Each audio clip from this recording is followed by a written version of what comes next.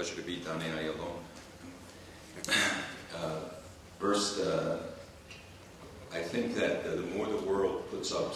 barriers against Israel and the Jewish people,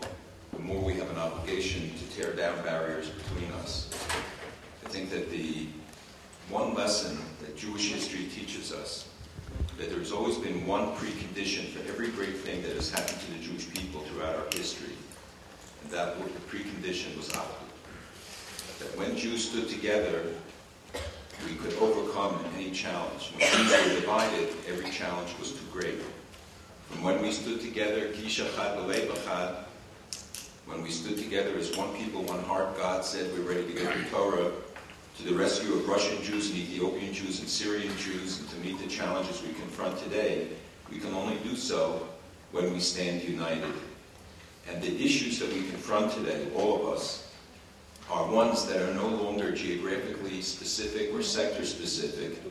but with globalization of economies, we also have the globalization of politics. And that issues have become universal issues, those that affect the United States and Europe, Africa, Australia, Canada, are today all the same. And so I think that what Michael alluded to, that the need for us to come together, and especially given the economic crisis, the need to maximize resources,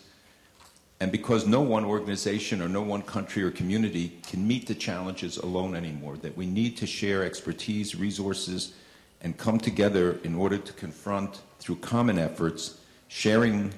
and working together. And we saw this in its epitome in Geneva this year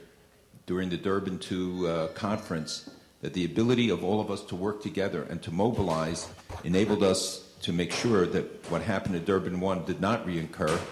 and in fact that we took the streets and that we were able to have the dominant presence was only because of the cooperative effort. And Michael and I have worked hard,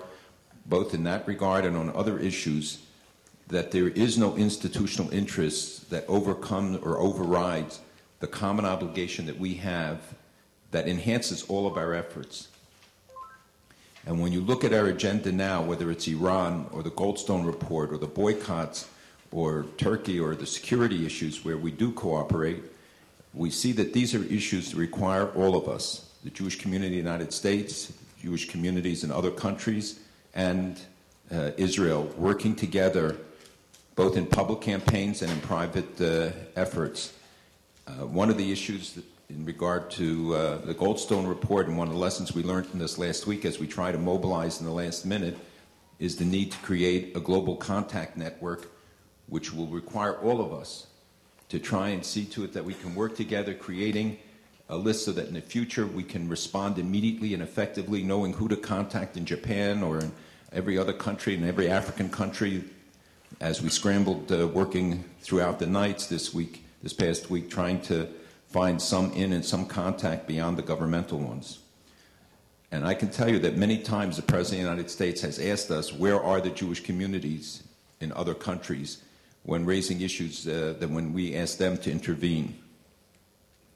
I honestly believe that we will be held to account by future generations for what we do and for what we fail to do. And we will not have the excuse to say, well, we didn't have those interests or that we had to pursue particular interests. If we don't look at this in the broader terms and recognize what we have in common, then we will have failed our responsibilities. We'll read soon where Yaakov Avinu, Jacob, says to his children, Kol Eila Shiftei Yisrael, all of these are the tribes of Israel. And you representing the tribes of the world Jewish community, and we pledge to work together with you to assure that all of the tribes of Israel will be safe and secure in the future.